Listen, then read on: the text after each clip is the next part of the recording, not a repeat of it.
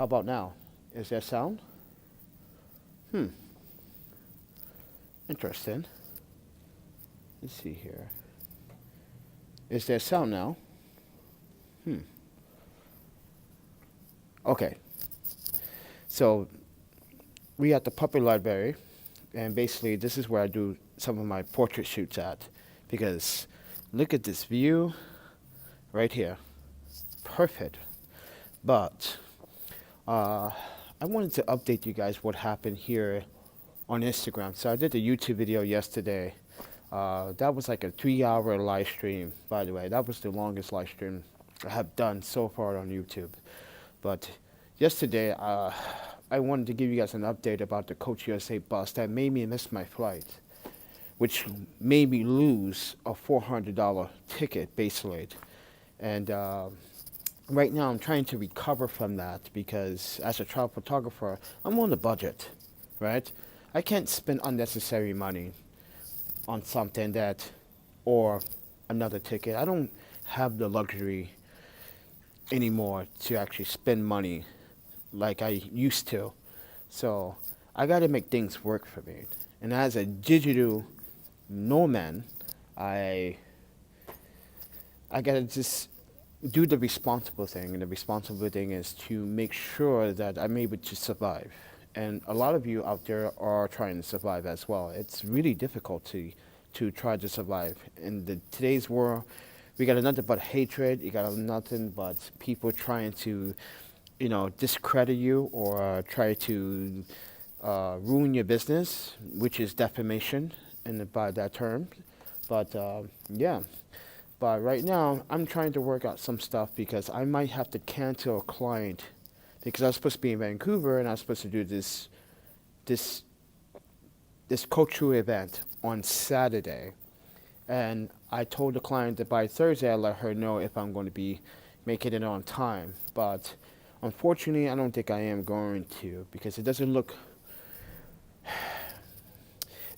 very promising at this time, at this moment. And the reason why I'm saying this is because I'm trying my best to recuperate from the damages, and I am trying my best to fix some of the problems that happened. Now I did file a Better Business Bureau complaint, and also, but it's what is, I don't. Let me just tell you that the system here is broken. So this would never happen if I was in the EU or back in Japan. Not saying that the US is bad, but a bus company that runs a business is telling me to not call back and telling me basically if I call back once more, they're going to have me arrested. How would you get me arrested if you don't know where I am? But I don't know, maybe they will file a restraining order because I'm calling. I have a right to call as a consumer and as a customer. I spend money and I was told I can't get on a certain bus at a certain time when I pay for it. That's pretty concerning to me, and I think that's fair enough for me to have the bus company pay for that ticket that I actually lost. And they are such in denial about it as well. They're saying that it's my fault.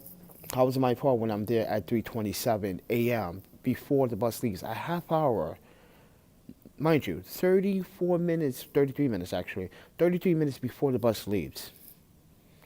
So, but yeah, but as a photographer, I got to deal with this stupid debacle all the fucking time. Not all the time.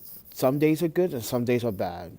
But the best thing about it is that I'm still alive. I'm very happy to be alive. But sometimes I just feel that I don't have enough people in my corner sometimes. And yes, I might have an audience and I might have a gathering. But how many of you are in my corner physically understanding my situation? Because a lot of people don't understand my situation because a lot of people are saying, well, you can just jump in and out of country, do this and do that. Well, you have flexibilities, which is true, but within those flexibilities, I have rules and I have to obey by the law. So, and it's a pain to do that. It's not easy, and it's not favoritism, okay? Because, like I said, When you own passports, you do not own those passports. The government owns those passports. They can take it they can take it from you at any given time. So yesterday's live stream, I post about tips on how to travel, how to save money, where I stay, why I stay at these hostel places, why I'm a member of the High U.S. Hostel and the High International Hosteling Organization, why there are benefits to being a member. You can volunteer for 3 days to stay. You can, et cetera, et cetera. And one of those photographers was David Oster. He asked about what's a good place in LA to stay. And mind you that the High International Hostel doesn't have a downtown location anymore because of what has been occurring in the last few years. It's been a little bit chaotic. But I gave him some tips. I gave him some traveling tips about how to carry camera gear on the plane. I told him that tripods under 65 inches are acceptable. If they can fold down to a small size, that is great. Bring a monopod. And if you are, like in LA, it's really hectic. A lot of people do steal. A lot of people will pickpocket you. And I always say pay with your phone. Don't bring too many credit cards with you. Always never carry cash. If you are going to use your phone, use Apple Pay or Google Pay system. It's easy. Most places accept Apple Pay and Google system. You just tap to pay. So it's easier to keep your transactions. And not only that, it's easier to do your transaction reports. When you spend money, you can calculate how much you're spending during the day. If you don't have that kind of system, if you don't trust that system, it is best that you also are able to buy a prepaid or a prepaid MasterCard or a prepaid Visa card. So you just put a certain amount of money on that card for the day so you can minimize how much you're spending for the day. Those are smart tips I gave yesterday on YouTube.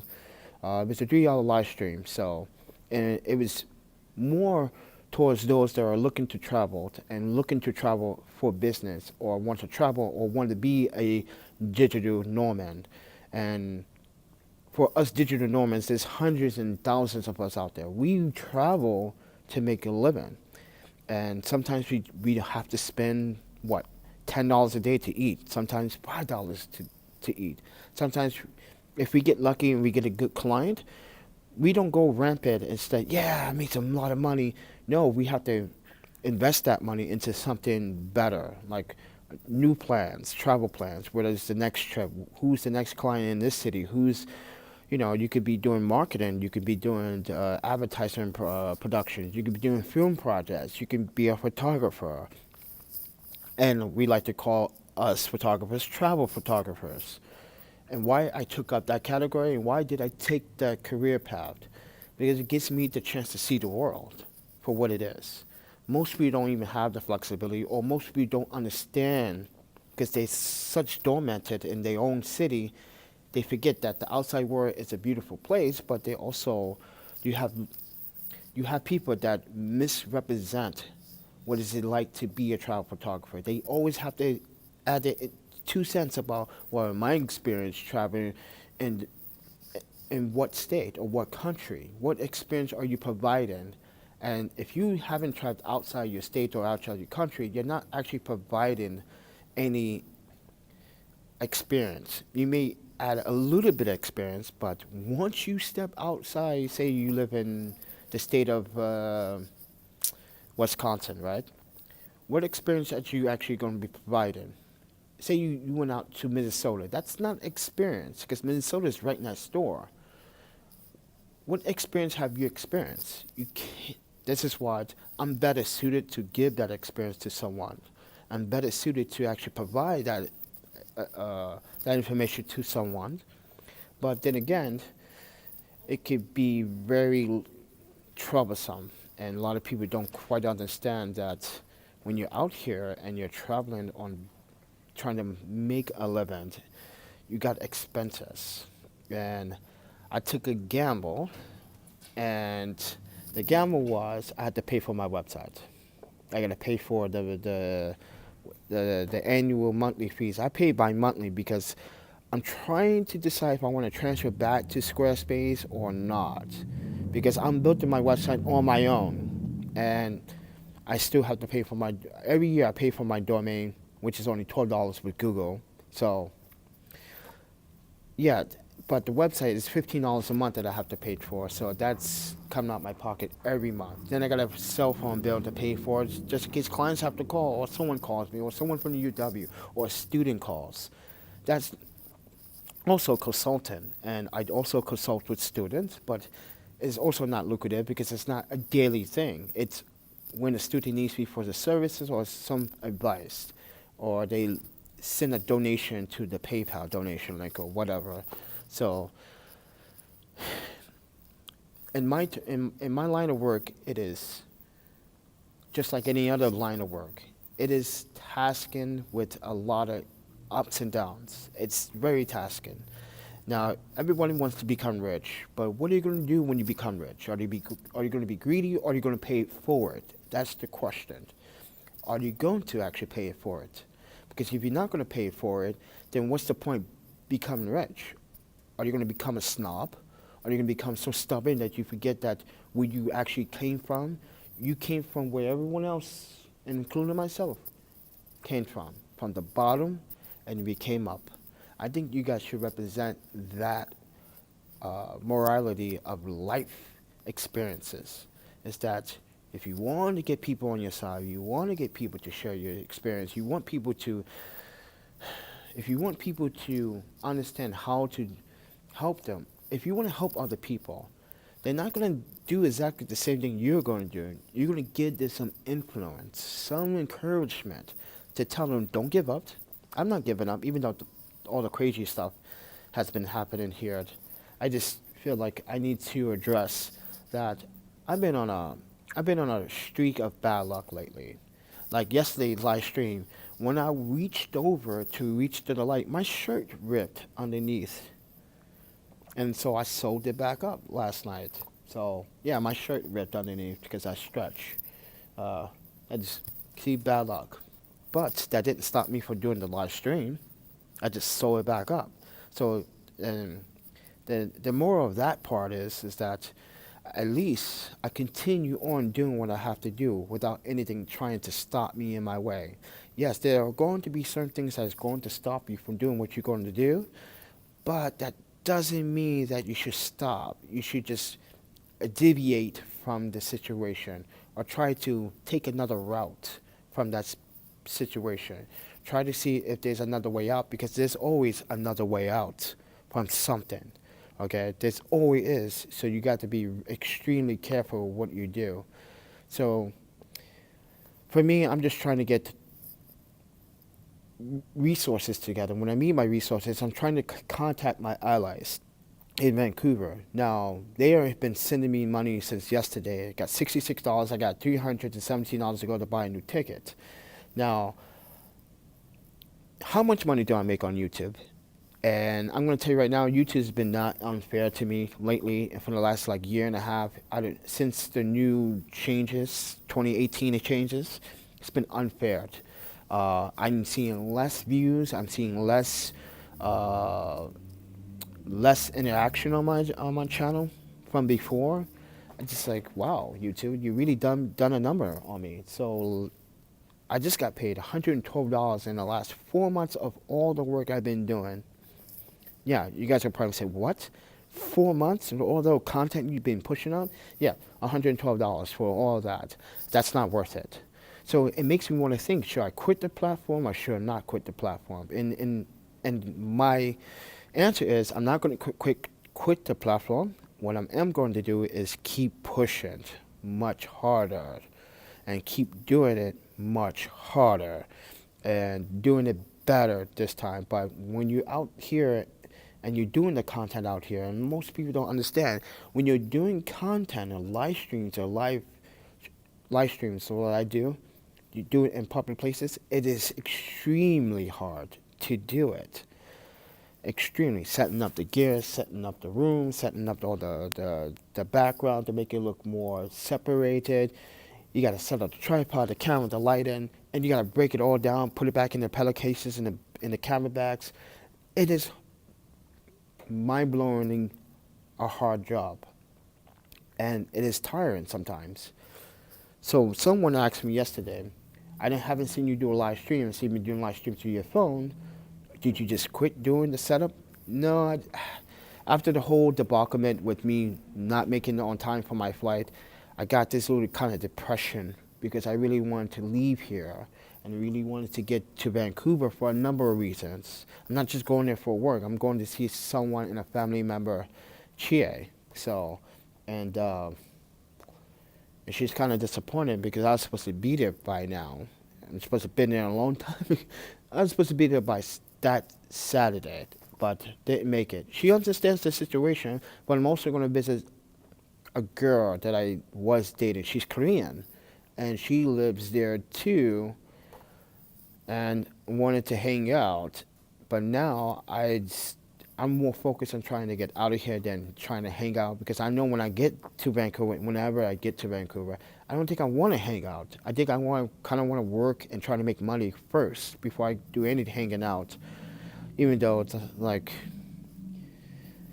I kind of want to be responsible for my own well-being, meaning that I must have money. I must have money to spend. If I want to go buy a drink, I want to spend my own damn money. You know, I kind of want to buy my own drinks because I got roofie once, so that's not cool. But other than that, yeah. So, well, the beautiful place here at the library. This is the 3rd floor, so I'm gonna get going now, just to give you guys a heads up on everything. So, yeah. So if you ever in Madison, you can pretty much come up here when it's empty, like it is now, and basically take photos. It's adequate lighting. If you want to shoot wide open, you can shoot wide open. You freaking F1.4 shooters out there. Right now, the ISO should be about 50, 100 at minimum. There's a plenty of light up here. So, and it's white. So that light is bouncing off everywhere, from the floors, from the ceiling. Yeah, from the glass panels, as you can see. Look at that. So, other than that, guys, yeah. Guess I will talk to you guys later. Hopefully you guys understand the conditions about being a photographer. It is mind-boggling, distracting, but it's worth it at the end result. It's worth it once you get where you need to be. So don't let anything stop you for doing what you have to do, but then again, you know, it's all about picking yourself up, learning from that as a learning curve, and keep moving forward. So don't press down on the gas too fast. Be moderate on that gas pedal, pretty much. With that said, talk to you guys in the next one. Peace.